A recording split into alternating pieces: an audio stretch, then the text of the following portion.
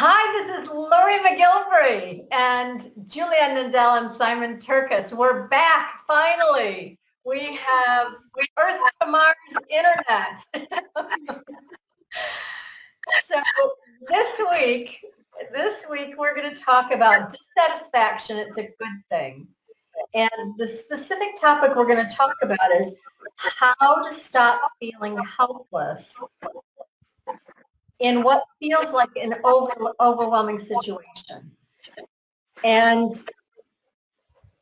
we're going to go back into the paradigms, talk a little bit more about how the paradigms that might be creating this feeling and you're reacting rather than responding. So this is sort of pulling quite a few of the other topics that we've covered. It's sort of pulling several of those together. And goal setting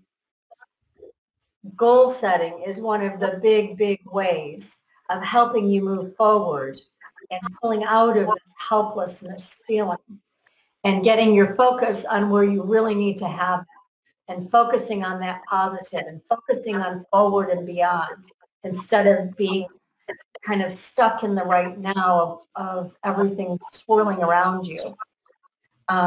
So we'll be talking a little bit about finding that courage to set better, bigger, worthy ideals, goals. Julianne's going to help me talk through a lot of this, and Simon as well. Julianne, there was a really good story that you were sharing with me just the other day around this topic. Do you want to share that, please? Yeah, sure. Paradigm shift is right now what a lot of us are experiencing. It's our habits that are sort of like, disrupted. They are all shaken. And it happens, and it happened to me years ago when in 2012 my father was diagnosed with Alzheimer's disease. My world was shaken. It was all set up. I had my beautiful life here on the island of Tenerife, and then all of a sudden this happened. So that was my normal habit pattern was really shaken, and I felt so overwhelmed inside, not knowing how to deal with that new situation. It was really scary at that time, not really knowing what to do, how I can possibly help my family, and inside myself I felt guilty of not being there, a better help, going back to help my mom in Germany, and I felt really helpless. So just imagine this kind of feeling of feeling overwhelmed for a long period of time. What it really does to you is like eating you up inside, basically. It's causing chaos because you're constantly doubting, am I doing the right thing? Shall I stay here? Shall I move back? What is the right thing? Who am I seeking help for? Who am I reaching out to? Who can help me? So all this chatter inside, internal chatter was going on inside of me, and I felt totally helpless in that situation. And of course, at that point, I also did not really want to seek help on top of it all with my own family. I could not seek help from them. So at that time, I was in that low vibration of feeling guilt, unhappiness, overwhelmed, and low vibration over a long period of time is not good for your health. So I sort of thought, yeah, how can I move out of that? There has to be a way. So I was starting to look for answers, and I started researching, um, reading books, self-help books and material, and that's how it all started. That really got the ball rolling, and actually helped me focus on something better, which actually encouraged me to set a goal that I did not need to go back to Germany, and I could stay true to myself, from the things that I actually really wanted to do, stay on my beloved island, and still be a help for my mom from far away. Mentally, being sort of like a help for her, understanding her, and guiding her, and that really helped the whole family, not only me, but the whole family. It did do a good thing. And of course your help was there all the time, which was so much appreciated and still is. Oh, Yeah, it is. thank you. You're the one doing all the work. You're the one that did all the work. Question for you. Can you take us back? I know sometimes it's so hard. Bob Proctor is really great about saying you're going to need binoculars to see where you've come from. You're going to come so far, you're not going to even realize you're the same person. Um, can you share a little bit about that period of time? Because you had a lot of overwhelm that was going on during that beginning part, and then it became really like the chaos as you started making your shifting. That chaos really was kicking in, and relationship changes were happening.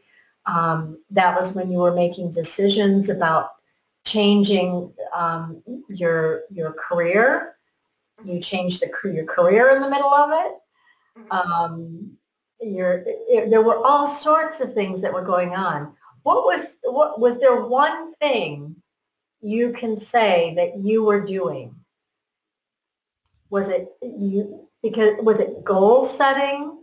Was it the negative are positive? Was it? I would say it was, it was this goal setting, and although I could not really at that point really believe it, because it was in that overwhelming situation too much of something that you cannot really grab right in this moment. And if we sometimes cannot see something that we have all planned out perfectly, then we start not believing in it anymore, not being real. But yeah, I had to feed it, and it had to be fed every day, and this is a process that you can do that with a lot of little tools. For example, I did a lot of writing, writing out the goal that I had, and of course, in the beginning, I felt stupid. I was like, "Oh my God, that doesn't make any sense," doesn't really. People would think I'm stupid. But no, it works. It really does work. Sticking to it, and then of course the surrounding you have, the family, and the friends, they might not understand it, and that's fine. That's totally fine. But it's something you want, or I wanted. I wanted it, and I was seeing for myself. I realized for myself that I was worthy of it, and I had this idea and I wanted it, so I had to pursue it. and I didn't really care in that moment so much about what anybody else was thinking, not even like closest people. And sometimes it hurts. It really does hurt when you're like your mom. My mom was at that time also a very close person, and I wouldn't have done anything to hurt her, but she didn't get me, and yeah, I mean, I didn't even get me sometimes either. So that's good if you have support, like-minded people who have been in those situations and have already demonstrated that they have been there and have done it already. So you and James, for example, have been a good help in that process, and of course Proctor And Simon. also. And Simon, for sure. And you started changing your surrounding of people as you were moving through. It's it's the vibration that you're changing your paradigms, and the people around you who are in that same paradigm, they're not changing theirs. So it's not fitting anymore. It's like bumping up against each other, and they don't know how to behave. They don't know how to interact anymore. And so a lot of times it's going to feel like people are doing things on purpose that are counteractive to what you want to do. They've never been taught to think this way. They've never been taught to behave this way. And they taught you in your interaction with them how to act this way. So that's why there's always this, what feels like chaos, or people trying to stop you, or they don't get what you're doing because they haven't experienced where you are, where you're going, and you're moving out of that paradigm. You're moving into your own new paradigm, and they don't like that. They feel like they're losing you. So it's really important to remember that. It's so important as you're changing and moving and doing things differently for yourself. You're not going to say, I'm never going to see you or be with you again. It's just you're changing your surrounding of other people who are like-minded in the same similar vibration and understanding, and they will see that your life is becoming better, and then they're going to want their life to become better. If they don't want to know now, they will. They will want to know, what are you doing? I want some of that. Simon, you are also one of those people who is no matter what's going on, very firm on on your mindset, and I always really enjoyed that quite neutral environment you created, whether it was at a workspace or in another environment. So We were just talking about it before we came on live. Switzerland. Thanks, Switzerland. Neutral. Calm. And another good example of that, I think, is Costa Rica as well, because they don't have an army, so they're very. They decided to get rid of their army because they wanted to focus on peace and build the community with the country, investing in their population rather than funding or spending money on wars and, well, military endeavors. So yeah, I really respect those countries that, well, Costa Rica, Switzerland, that neutral, that calm demeanor of them. And also I think when people are calm, it also, not talking about myself necessarily, but although I try to remain calm in situations these days, I think if you're around calm people, it also helps you to calm down well. So I think what I was saying earlier, both of you, like, you put out a certain vibe, you attract certain people around you, and if if you're kind of a dramatic person and you're always getting into drama and fights and things, you're likely to, or you're more likely to attract that kind of people into your life. But if you're calm, then you attract people like yourselves. Like I try to remain calm. So I've attracted people like you into my life, and I think I think it is how the energy that you put out, because other people can sense that when they're around you, as you've said, Julianne. Yeah. So basically, just going back to the point about being like overwhelmed, obviously there's some very overwhelming things happening in the world at the moment, but I think rather than focusing on everything that's happening globally, that we're not in control. We're in certain things, what we can do ourselves, but we're not in control of what's happening necessarily globally.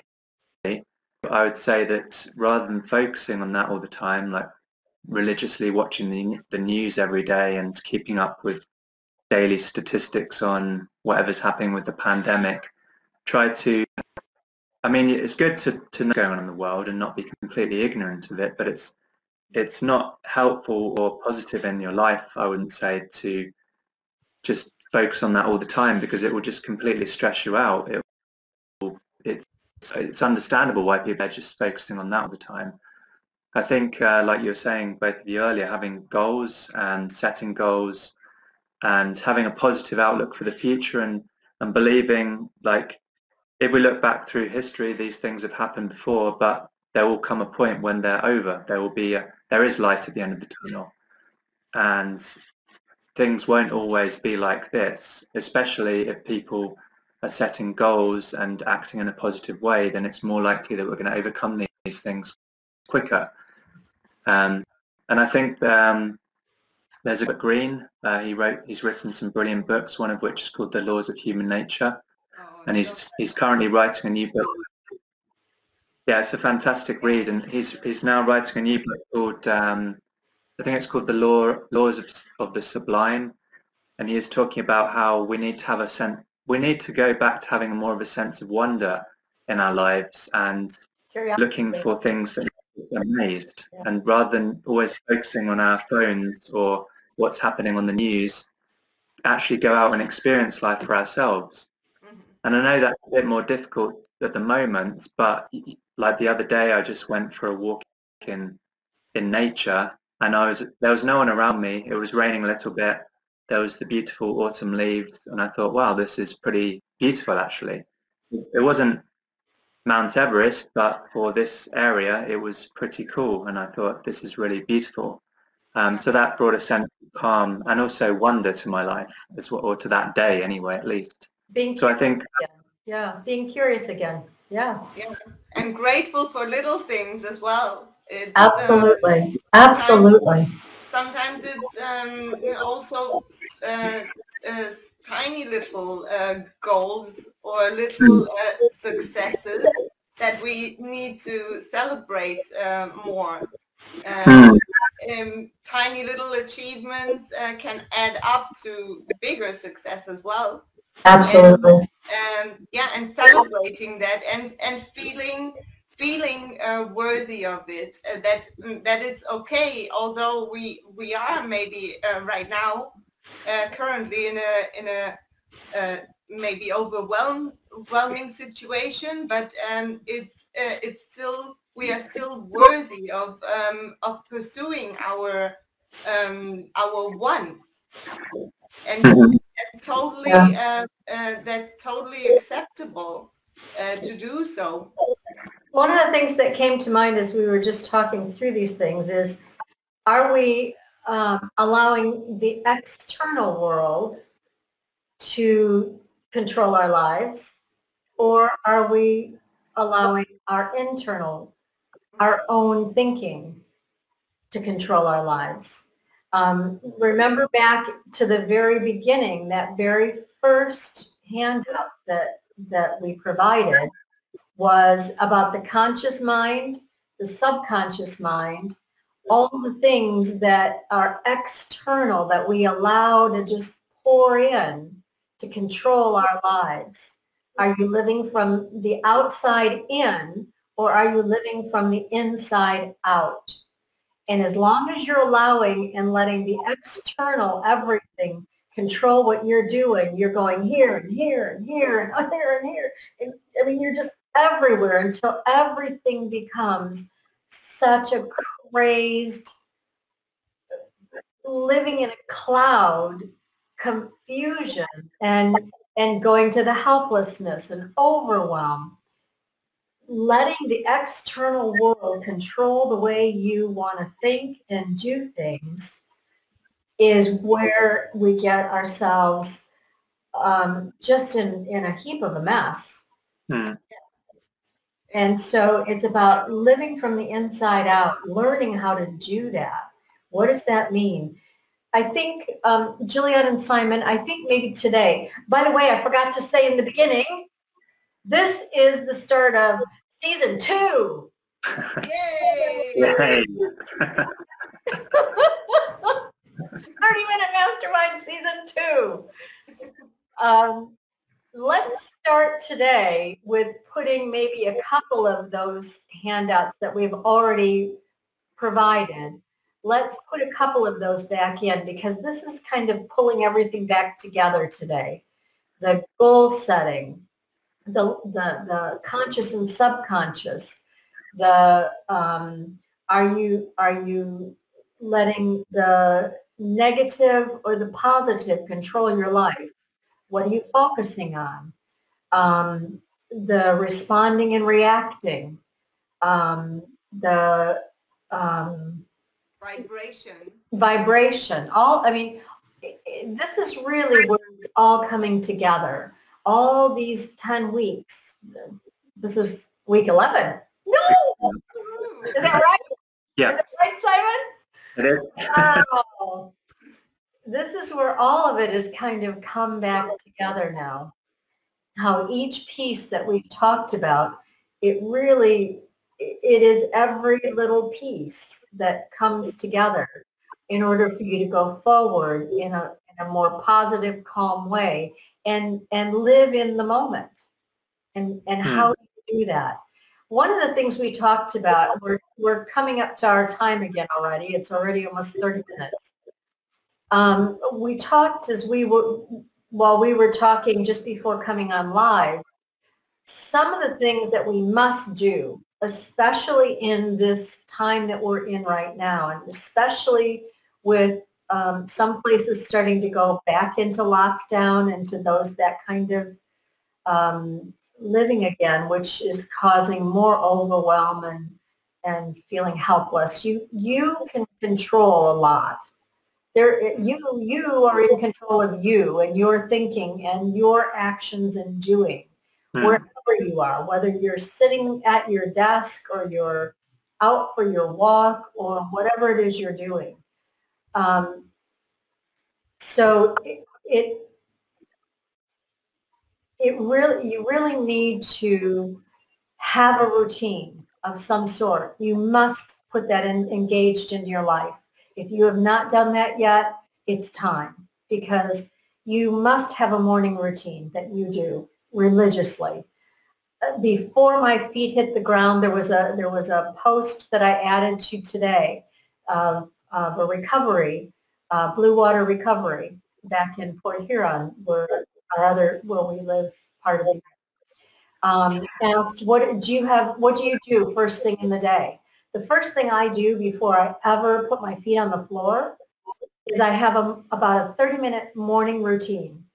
And I wake up my body. I wake up my fingers. I wake up my arms. I wake up every part of my body. I have, yeah.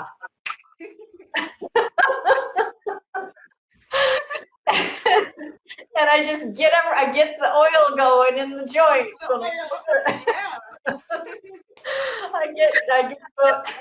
Just move, just start moving. And I am so happy and grateful. I am alive. I'm awake today. Let's go.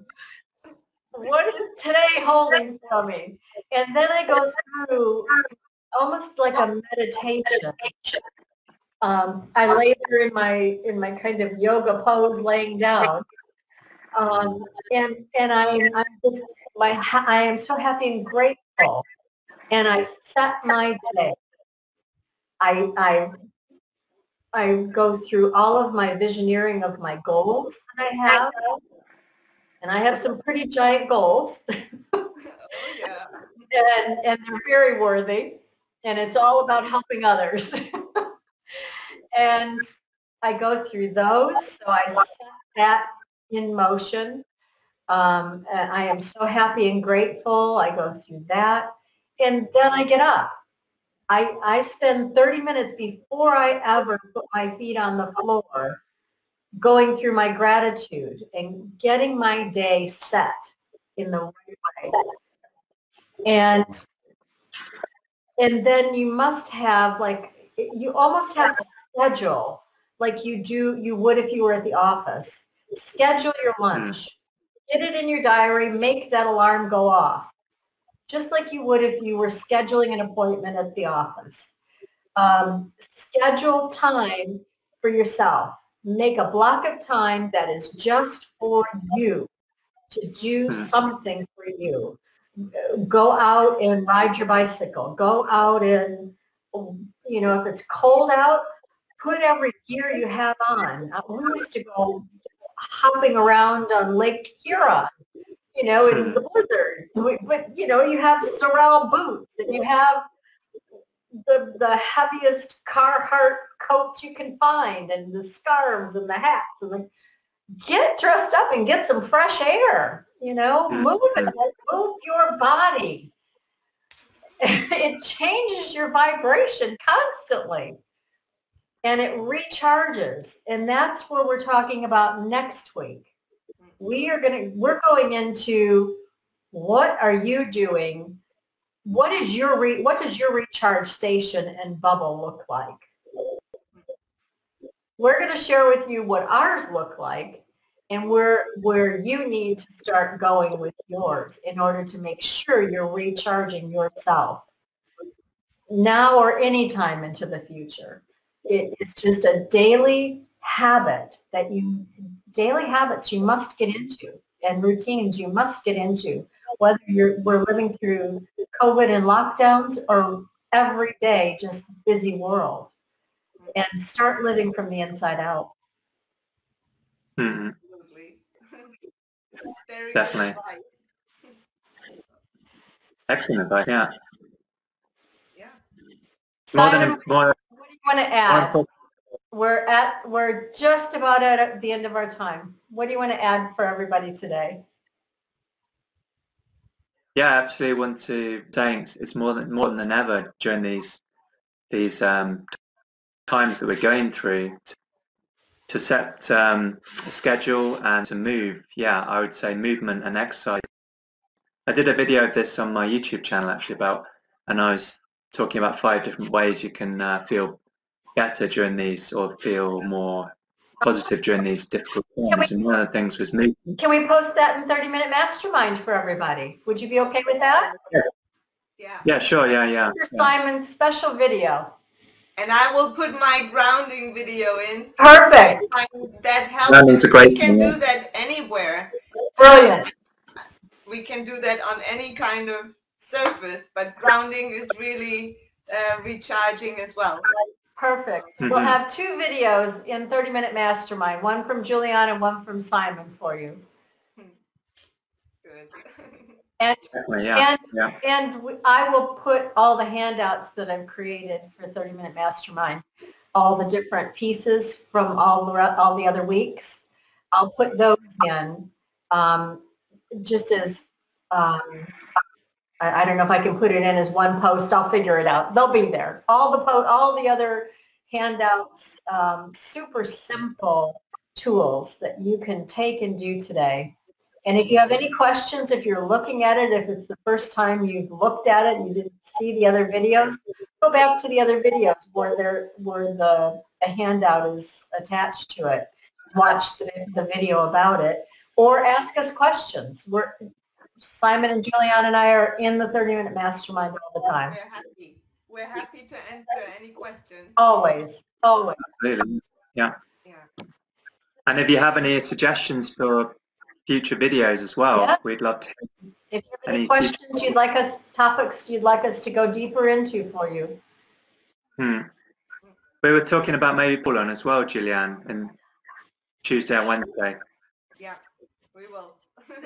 Watch for Julianne and Simon's poll this coming Wednesday as well.